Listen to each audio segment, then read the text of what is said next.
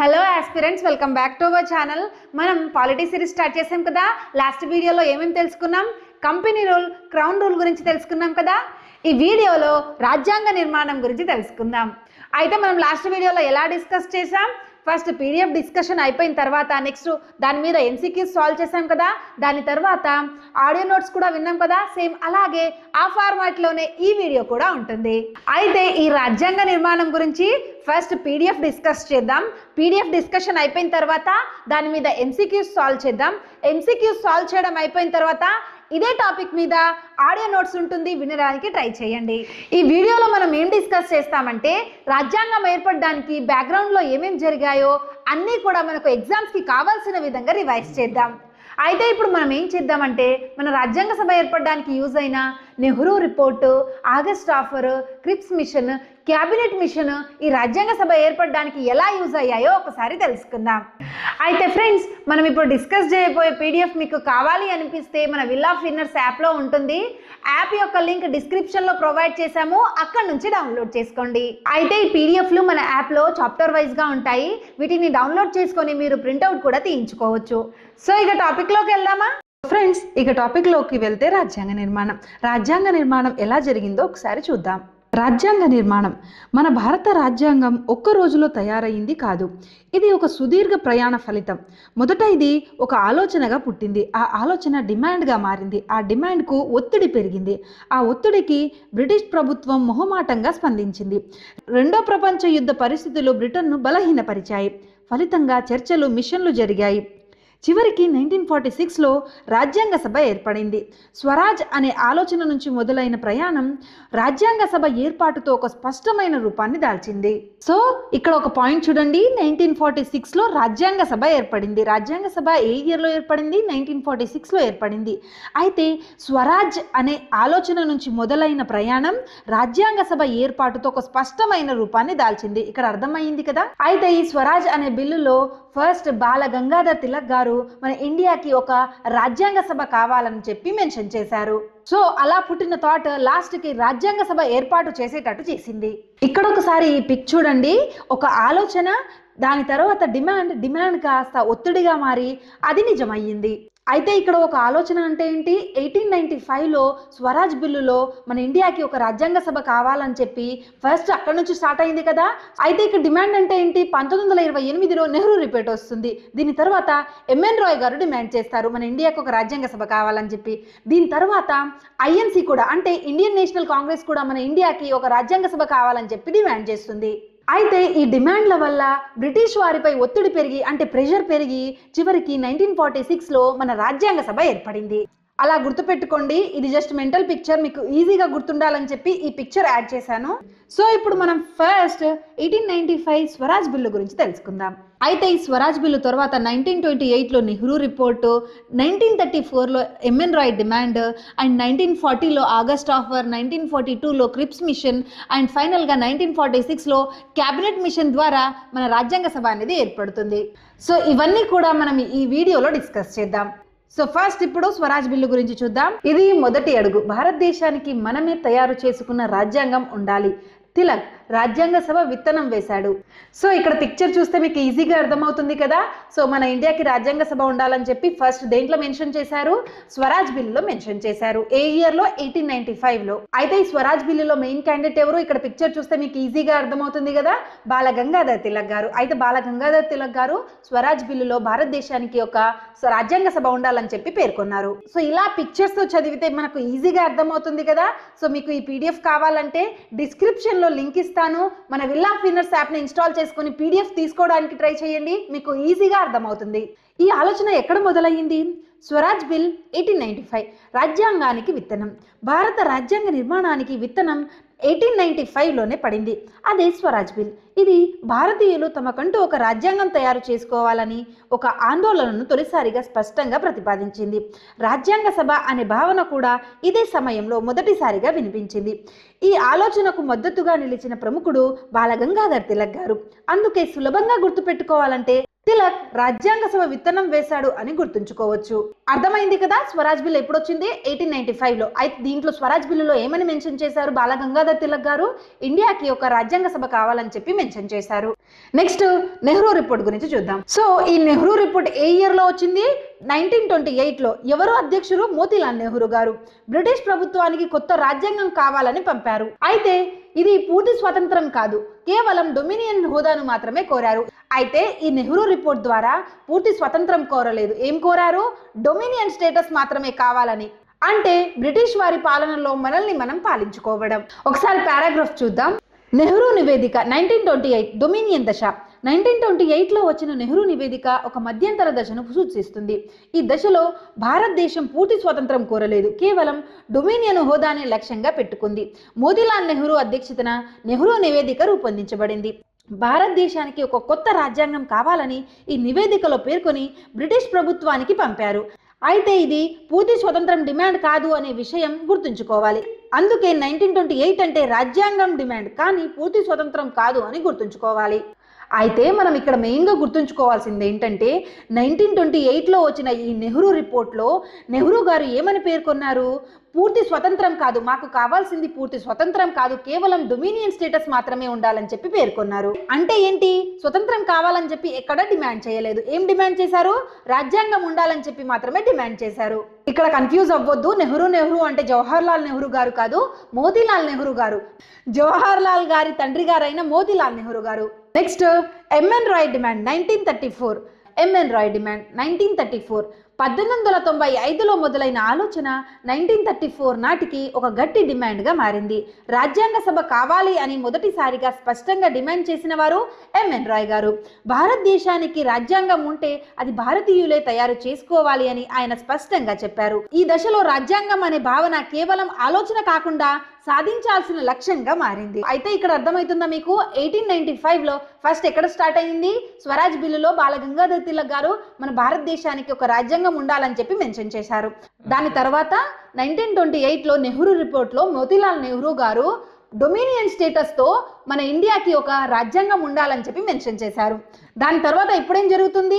MN Roy గారు demand చేస్తున్నారు, ఖచ్చితంగా మన ఇండియాకి ఒక రాజ్యాంగం ఉండాలి, అది మన ఇండియన్స్ చేత రాసి ఉండాలి అని చెప్పి డిమాండ్ చేస్తున్నారు. సో ఒకసారి ఇక్కడ చూడండి, ఎంఎన్ రాయ్ డిమాండ్ 1934. ఇక్కడ ఆలోచన కాస్త డిమాండ్గా మారింది. రాజ్యాంగ సభ కావాలి అని డిమాండ్ చేసిన వారు, మొదటిసారిగా స్పష్టంగా డిమాండ్ చేసిన వారు ఎంఎన్ రాయ్ గారు. అయితే ఇక్కడ ఏమన్నారంటే రాజ్యాంగాన్ని భారతీయులే తయారు చేయాలి అన్నారు.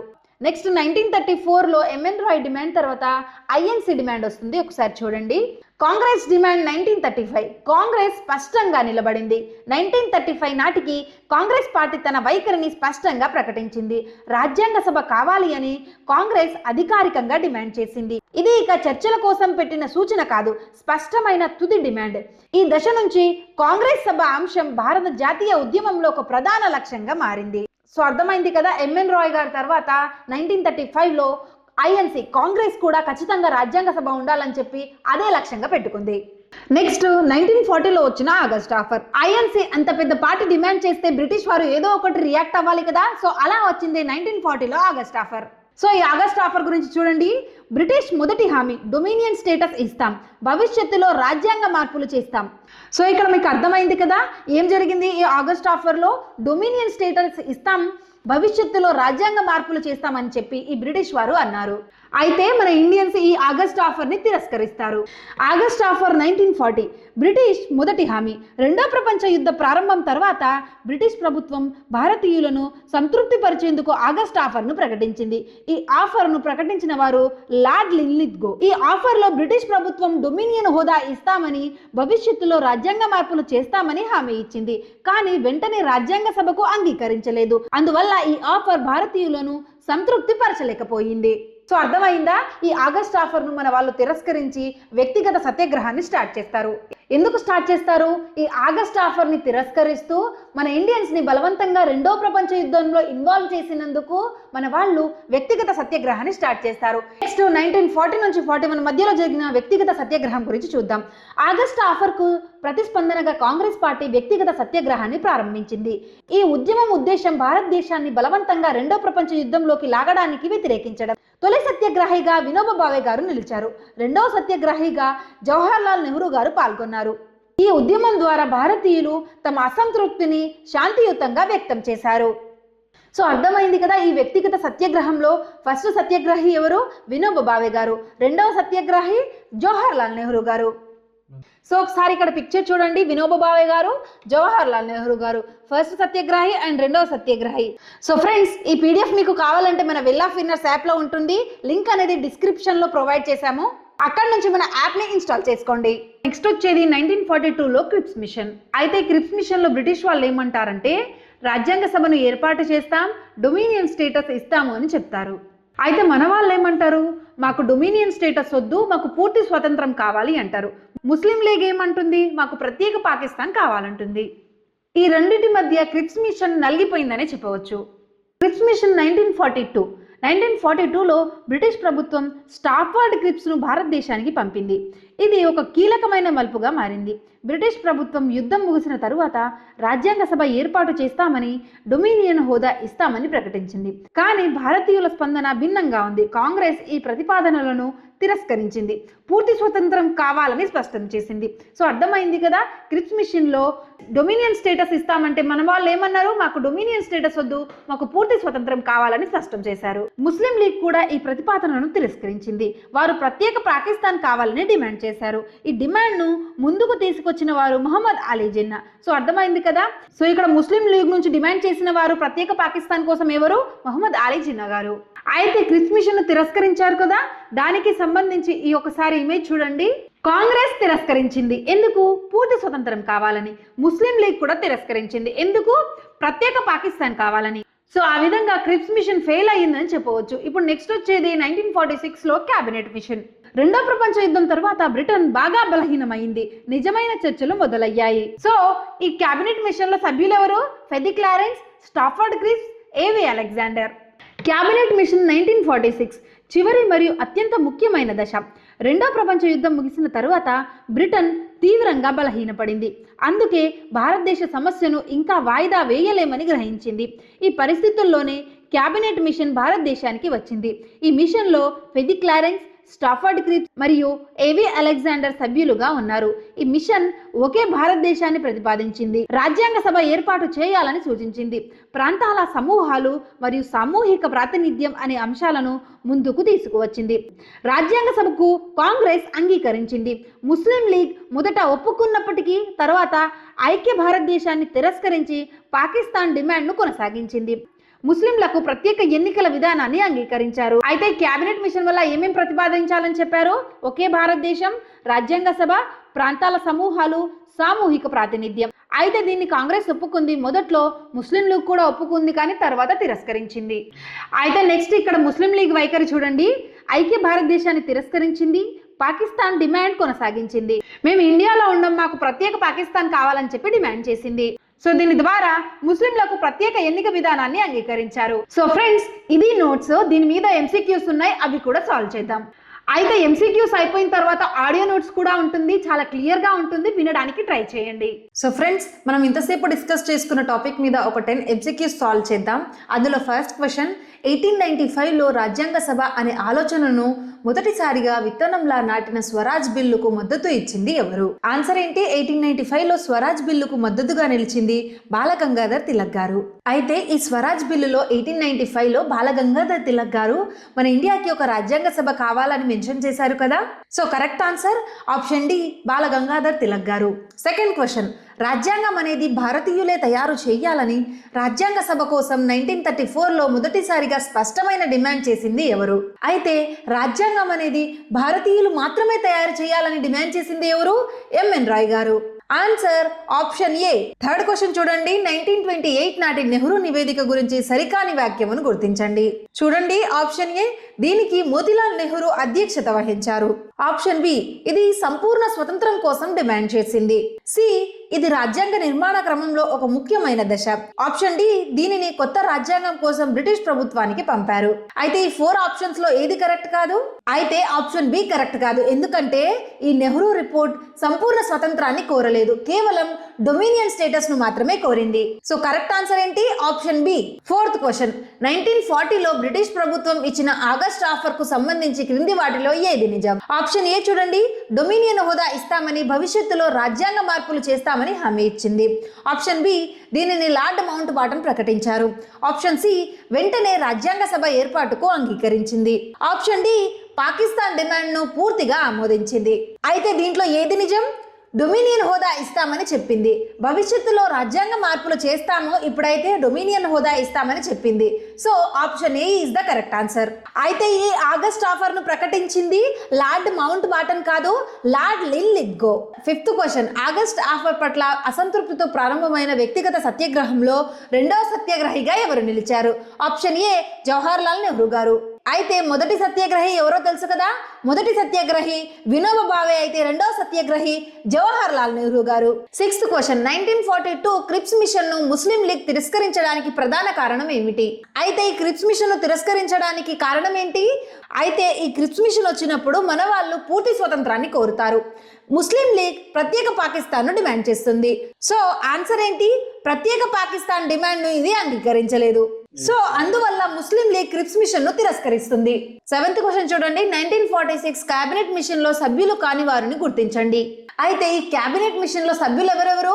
క్రిప్స్, ఫెది క్లారెన్స్, ఏవి అలెగ్జాండర్. సభ్యులు కాని వారు లార్డ్ లిన్లిత్గో. సో ఆన్సర్ వచ్చేసి option C, Lord Linlithgow. Eighth question, రాజ్యాంగ సభకు సంబంధించి 1946 లో జరిగిన ఎన్నికల విధానం ఏమిటి? సో ఎలక్షన్స్ అనేవి ఇండైరెక్ట్ గా జరిగాయి కాబట్టి ఆన్సర్ ఆప్షన్ డి, పరోక్ష ఎన్నికలు. నైన్త్ క్వశ్చన్, కింది సంఘటనలను క్రోనలాజికల్ ఆర్డర్ లో అమర్చండి. సో ఫస్ట్ 1928లో నెహ్రూ రిపోర్ట్ అనేది వస్తుంది.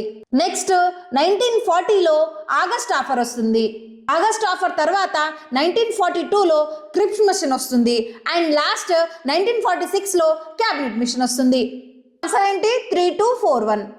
లాస్ట్ క్వశ్చన్ చూడండి, రాజ్యాంగ సభ డిమాండ్ను భారత జాతీయ కాంగ్రెస్ అధికారికంగా ఎప్పుడు ప్రకటించింది? సో ఎప్పుడు ప్రకటించింది? 1935. Correct answer option C. So ఇది ఫ్రెండ్స్ ఎంసీక్యూస్. దీని తర్వాత ఆడియో నోట్స్ ఉంటుంది, వినడానికి ట్రై చేయండి, మీకు టాపిక్ అనేది క్లియర్గా అర్థమవుతుంది. ఒక దేశానికి ప్రాణం పోసే రాజ్యాంగం ఎలా పుడుతుంది? అది ఏదో ఒక రాత్రిలో రాసిన పుస్తకం కాదు, అదొక సుదీర్ఘమైన కథ. ఈ కథలో అంటే రెండు పెద్ద శక్తులున్నాయి. ఒకటి స్వాతంత్ర్యం కోసం పోరాడుతున్న భారతీయుల ఆకాంక్ష, రెండోది ప్రపంచ యుద్ధాల్లో చిక్కుకుని అధికారాన్ని వదులుకోవడానికి అస్సలిష్టపడని బ్రిటిష్ సామ్రాజ్యం. ఈ రెండింటి మధ్య దాదాపు 50 ఏళ్లపాటు జరిగిన ఒక చదరంగ మాటే మన రాజ్యాంగ సభ కథ. ఈరోజు మనం భారత రాజ్యాంగ సభ ఏర్పాటు వెనుక ఉన్న ఆ ప్రయాణాన్ని లోతుగా విశ్లేషించబోతున్నాం. మన దగ్గరున్న సోర్స్ మెటీరియల్ ఈ ప్రయాణంలోని కీలకమైన మలుపులను వివరిస్తుంది. మన లక్ష్యం కేవలం తేదీలు పేర్లు గుర్తుపెట్టుకోవడం కాదు, ఆ చదరంగ మార్గంలో ఇరుపక్షాలు వేసిన ఎత్తుగడలు, పై ఎత్తుగడలు, ఒత్తిడికి వాళ్ళెలా స్పందించారు, చివరికొక చిన్న ఆలోచన ఎలా ఒక దేశ భవిష్యత్తును రాసే సభగా మారిందో స్టెప్ బై స్టెప్ చూద్దాం. ఇక అసలు కథలోకి వెళ్దాం. ఈ కథ ఎక్కడ మొదలైంది? మన సోర్సెస్ ప్రకారం మనం ఏకంగా 1895 సంవత్సరానికి వెనక్కి వెళ్లాలి. అంటే కాంగ్రెస్ పార్టీ పుట్టిన 10 ఏళ్లకే అప్పుడే ఈ ఆలోచనకు మొదటి విత్తనం పడింది. అదే స్వరాజ్ బిల్లు.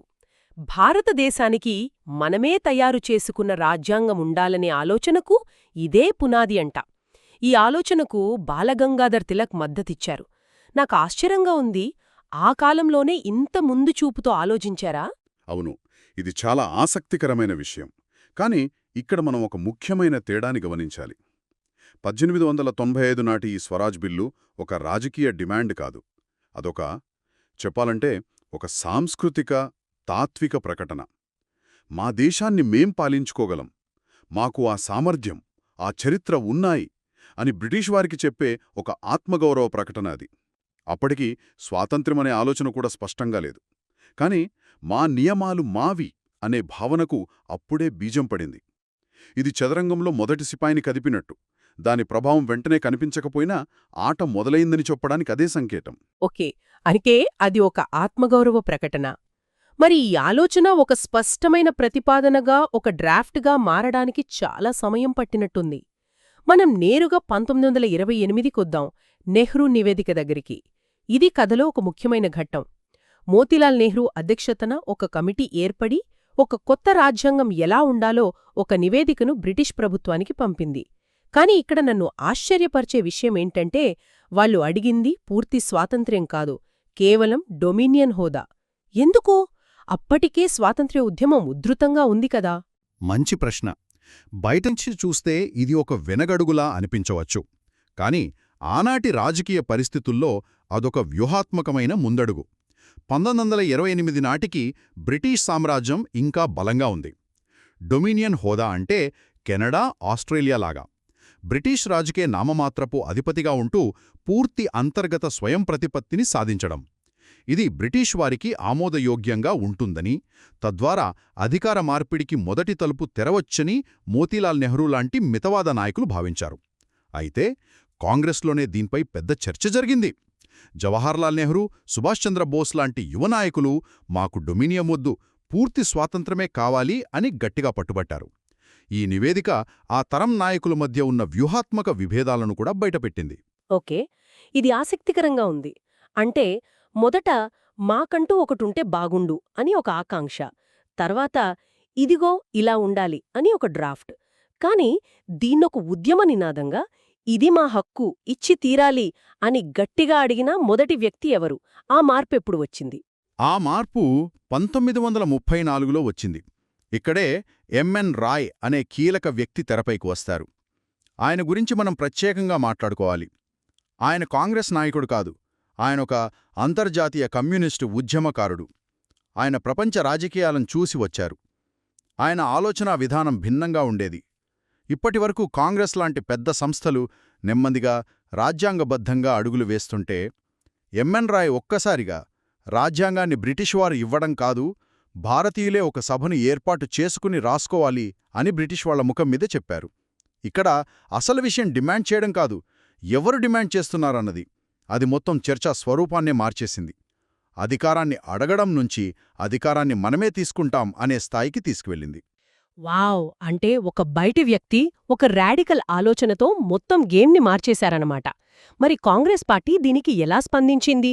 వాళ్ళు ఈ డిమాండ్ను వెంటనే అందుకున్నారా? వెంటనే అనేకన్నా సరైన సమయంలో అందుకున్నారని చెప్పాలి. ఎంఎన్ రాయ్ ఆలోచనను కాంగ్రెస్ ఒక సంవత్సరం తర్వాత 1935లో అధికారికంగా తమ డిమాండ్గా ప్రకటించింది. దీని వెనుక ఒక బలమైన రాజకీయ కారణముంది. అదే సమయంలో బ్రిటిష్ ప్రభుత్వం గవర్నమెంట్ ఆఫ్ ఇండియా యాక్ట్ 1935ను తీసుకొచ్చింది. అది భారతీయులకు కొన్ని అధికారాలు ఇచ్చినట్టే ఇచ్చి, అసలైన అధికారాన్ని మొత్తం వైస్రాయ్ చేతిలోనే పెట్టింది. ఆ చట్టంతో కాంగ్రెస్ నాయకులకు ఒక విషయం స్పష్టమైంది: బ్రిటిష్ వాళ్ళిచ్చే సంస్కరణలతో ప్రయోజనం లేదు, మన భవిష్యత్తును మనమే రాసుకోవాలి. అందుకే రాజ్యాంగ సభ డిమాండ్ అప్పటినుంచి కాంగ్రెస్ విధానంలో చర్చలకు తావులేని ప్రధాన అజెండాగా మారింది. అర్థమైంది. అంటే ఇప్పుడు డిమాండ్ స్పష్టంగా ఉంది, దాని వెనుక దేశంలో అతిపెద్ద రాజకీయ శక్తి అయిన కాంగ్రెస్ ఉంది, ఇక బంతి బ్రిటిష్ వారి కోర్టులో ఉంది. కాని అదే సమయంలో ప్రపంచ రాజకీయాల్లో పెనుమార్పులొచ్చాయి. రెండవ ప్రపంచ యుద్ధం మొదలైంది. ఇది బ్రిటిష్ వారిని బాగా ఇరుకున పెట్టింది. వాళ్లకు యుద్ధంలో భారతీయుల మద్దతు అత్యవసరం. ఈ పరిస్థితి వాళ్ల వైఖరిని మార్చిందా? ఖచ్చితంగా. యుద్ధం బ్రిటిష్ వారిని మెడలు వంచేలా చేసింది. అప్పటివరకు భారత డిమాండ్లను పెద్దగా పట్టించుకోని ప్రభుత్వం ఇప్పుడు చర్చలకు సిద్ధమైంది. ఆ చర్చల ఫలితమే 1940 నాటి ఆగస్ట్ ఆఫర్. అప్పటి వైస్రాయ్ లార్డ్ లిన్లిత్గో దీన్ని ప్రకటించారు. ఇందులో 2 ముఖ్యమైన హామీలున్నాయి. ఒకటి, యుద్ధం తర్వాత భారతదేశానికి డొమినియన్ హోదా ఇవ్వడం. 2, భవిష్యత్తులో రాజ్యాంగ రూపకల్పన కోసం ఒక కమిటీని ఏర్పాటు చేయడం. కాని ఇందులో 2 పెద్ద సమస్యలున్నాయి. ఒకటి, అన్నీ యుద్ధం తర్వాత అనే షరతుతో ముడిపడి ఉన్నాయి. 2, రాజ్యాంగ సభ ఏర్పాటుకు వెంటనే ఒప్పుకోలేదు. ఒక్క నిమిషం. యుద్ధ సమయంలో డొమినియన్ హోదా ఇస్తామనడం బ్రిటిష్ వారి దృష్టిలో చాలా పెద్ద ఆఫర్లాగా అనిపిస్తుంది.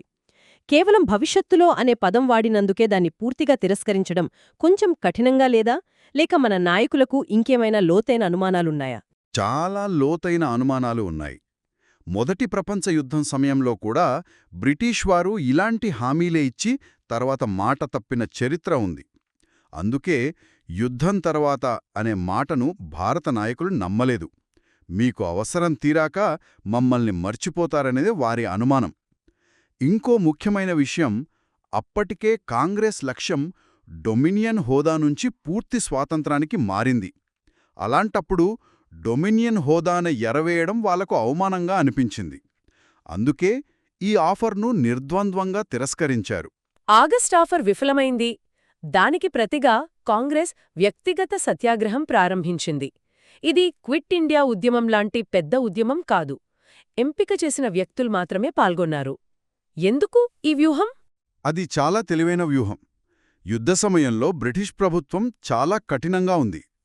పెద్ద ఎత్తున ఉద్యమం ప్రారంభిస్తే దాన్ని యుద్ధ ప్రయత్నాలకు ఆటంకం అనే నెపంతో సులభంగా అణచివేయగలరు. అందుకే గాంధీజీ ఈ వ్యక్తిగత సత్యాగ్రహాన్ని ప్రతిపాదించారు. దీని ముఖ్య ఉద్దేశ్యం భారతదేశాన్ని తమ అనుమతి లేకుండా బలవంతంగా యుద్ధంలోకి లాగడాన్ని నైతికంగా వ్యతిరేకించడం. స్వేచ్ఛ కోసం పోరాడుతున్నామని చెప్పుకునే మీరు మా స్వేచ్ఛను ఎలా హరిస్తారు అని ప్రపంచం ముందు బ్రిటన్ను నైతికంగా దోషిగా నిలబెట్టడమే దీని లక్ష్యం. మొదటి సత్యాగ్రహిగా ఆచార్య వినోబా భావే, రెండవ వ్యక్తిగా జవహర్లాల్ నెహ్రూ పాల్గొన్నారు. ఇది బ్రిటిష్ ప్రభుత్వంపై నైతిక ఒత్తిడిని బాగా పెంచింది. సో వ్యక్తిగత సత్యాగ్రహంతో నైతిక ఒత్తిడి పెరిగింది. మరోవైపు జపాన్ యుద్ధంలో దూసుకువచ్చి ఆగ్నేయ ఆసియాలో బ్రిటిష్ స్థావరాలను ఆక్రమించుకుంటోంది. అంటే ఇప్పుడు ఒత్తిడి రెండింతలయింది. ఇప్పుడు బంతి మళ్లీ బ్రిటిష్ వారి కోట్లో ఉంది. వాళ్ళు ఊరికే కూర్చోలేరు కదా. వాళ్ల తరువాతి ఎత్తుగడ ఏంటి? వాళ్ల తర్వాతి ఎత్తుగడ 1942 నాటి క్రిప్స్ మిషన్. ఇది చాలా కీలకమైన మలుపు. బ్రిటిష్ కేబినెట్ మంత్రి అయిన స్టాఫర్డ్ క్రిప్స్ భారతదేశానికి వచ్చారు. ఈసారి ప్రతిపాదనలు కొంచెం మెరుగ్గా ఉన్నాయి. యుద్ధం ముగిసిన వెంటనే భారతదేశానికి డొమినియన్ హోదా, అలాగే రాజ్యాంగాన్ని రూపొందించుకోవడానికి ఒక రాజ్యాంగ సభను ఏర్పాటు చేస్తామని స్పష్టంగా చెప్పారు. అంతేకాదు, ఏ ప్రావిన్స్కైనా భారత యూనియన్లో చేరడం ఇష్టం లేకపోతే అది విడిగా ఉండిపోవచ్చని, సొంత రాజ్యాంగం చేసుకోవచ్చని పరోక్షంగా విభజనకు ఒక అవకాశం కల్పించారు.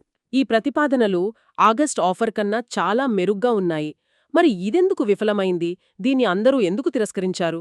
ఇది విఫలమవ్వటానికి కారణం అప్పటికే భారత రాజకీయాలు చాలా సంక్లిష్టంగా మారాయి. ప్రతి వర్గానికి దీన్ని తిరస్కరించడానికి తమదైన కారణాలు ఉన్నాయి. కాంగ్రెస్ పార్టీకి 2 ప్రధాన అభ్యంతరాలున్నాయి. 1, యుద్ధం తర్వాత అనే షరతు ఇంకా ఉంది. 2, ప్రావిన్సెస్ విడిపోయే అవకాశం కల్పించడం దేశ సమగ్రతకు ప్రమాదమని భావించారు.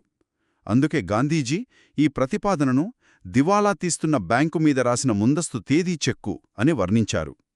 మరోవైపు మహమ్మద్ అలీ జిన్నా నాయకత్వంలోనే ముస్లిం లీగ్ కూడా దీనిని తిరస్కరించింది. ఎందుకంటే ఇందులో ప్రత్యేక పాకిస్తాన్ గురించి స్పష్టమైన హామీ లేదు. విడిపోవచ్చు అని పరోక్షంగా చెప్పారే కాని పాకిస్తాన్ను ఏర్పాటు చేస్తామని ఖచ్చితంగా చెప్పలేదు. దాంతో వాళ్ళు సంతృప్తి చెందలేదు. అంటే ఒకవైపు కాంగ్రెస్ దేశం అస్సలు విడిపోవద్దు అంటోంది. మరోవైపు ముస్లిం లీగ్ విభజనే మాకు ముఖ్యం, దానిపై స్పష్టమైన హామీ కావాలి అంటోంది. ఈ 2 వర్గాలను సంతృప్తిపరిచే పరిష్కారం ఆ రోజుల్లో నిజంగా సాధ్యమయ్యేదేనా, లేదా క్రిప్స్ మిషన్ వైఫల్యం ముందే రాసిపెట్టి ఉందా? ఒక రకంగా చెప్పాలంటే ఆ వైఫల్యం అనివార్యం. ఎందుకంటే క్రిప్స్ మిషన్ వైఫల్యం ఒక విషయాన్ని తేటతెల్లం చేసింది. కాంగ్రెస్, ముస్లిం లీగ్ మధ్య అంతరం పూడ్చలేనంతగా పెరిగిపోయింది. బ్రిటిష్ వారు మధ్యవర్తిత్వం వహించి ఒక పరిష్కారం కనుక్కోవడం ఇక అసాధ్యమని స్పష్టమైంది. ఈ వైఫల్యం తరువాతే కాంగ్రెస్ బ్రిటిష్ వారిక్కడ ఉంటే ఈ సమస్య తీరదు, వాళ్లు వెళ్ళిపోవాలి అనే నిర్ధారణకు వచ్చింది. దాని ఫలితమే 1942 ఆగస్టులో ప్రారంభమైన క్విట్ ఇండియా ఉద్యమం. క్రిప్స్ మిషన్ వైఫల్యం భారతదేశ స్వాతంత్ర్య పోరాటంలో చివరి అత్యంత తీవ్రమైన ఘట్టానికి నాంది పలికింది. ఇక మనం కథలో చివరి అత్యంత కీలకమైన అంకానికి వచ్చాం.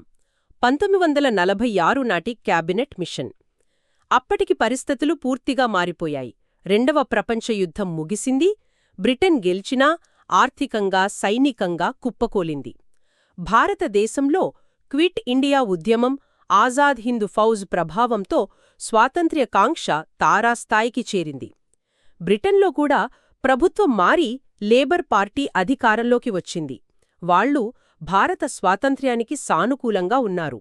అంటే ఇప్పుడు బ్రిటిష్వారు అధికారాన్ని నిలుపుకోడానికి కాదు, గౌరవంగా ఎలా బదిలీ చెయ్యాలా అని ఆలోచిస్తున్నారు. ఈ నేపథ్యంలో వచ్చిన క్యాబినెట్ మిషన్ ప్రతిపాదనలు ఎలా ఉన్నాయి? క్యాబినెట్ మిషన్ ప్రతిపాదనలు చాలా సంక్లిష్టంగా, తెలివిగా రూపొందించబడ్డాయి. 3 బ్రిటిష్ క్యాబినెట్ మంత్రులు పెదిక్ లారెన్స్, స్టాఫర్డ్ క్రిప్స్, ఏవి అలెగ్జాండర్ భారతదేశానికి వచ్చారు. వాళ్లు పాకిస్తాన్ డిమాండ్ను తిరస్కరించారు, భారతదేశాన్ని విభజించడం ఆర్థికంగా, సైనికంగా మంచిది కాదని స్పష్టంగా చెప్పారు. అయితే ముస్లిం లీగ్ను సంతృప్తిపరచడానికి ఒక వినూత్నమైన 3 అంచెల వ్యవస్థను ప్రతిపాదించారు. మొదటి అంచెలో బలహీనమైన కేంద్ర ప్రభుత్వం ఉంటుంది. దాని చేతిలో రక్షణ, విదేశీ వ్యవహారాలు, కమ్యూనికేషన్స్ మాత్రమే ఉంటాయి. రెండవ అంచెలో ప్రావిన్సులను 3 గ్రూపులుగా విభజిస్తారు. హిందూ మెజారిటీ ప్రావిన్సులు ఒక గ్రూపుగా, వాయువ్యంలో ఉన్న ముస్లిం మెజారిటీ ప్రావిన్సులు ఒక గ్రూపుగా, తూర్పునున్న ముస్లిం మెజారిటీ ప్రావిన్సులు 3వ గ్రూపుగా ఉంటాయి. ఈ గ్రూపులు తమకంటూ ప్రత్యేక రాజ్యాంగాలను, ప్రభుత్వాలను ఏర్పాటు చేసుకోవచ్చు. మూడవ అంచెలో ప్రావిన్సులకు పూర్తి స్వయం ప్రతిపత్తి ఉంటుంది. ఇది ఐక్య భారతదేశాన్ని కాపాడుతూనే ముస్లిం లీగ్ కోరుకుంటున్న స్వయం ప్రతిపత్తిని ఇచ్చే ఒక మధ్యమార్గం. ఈ ప్లాన్ వినడానికి చాలా క్లిష్టంగా ఉంది. ఒకే దేశంలో 3 వేర్వేరు రాజ్యాంగాలు, ప్రభుత్వాలు. ఇది ఆచరణలో సాధ్యమేనా? అందరినీ సంతృప్తిపరిచే ప్రయత్నం ఎవరినీ సంతృప్తిపరచలేదనే ప్రమాదం ఉంది కదా. దీనికి మన పార్టీల స్పందనేంటి?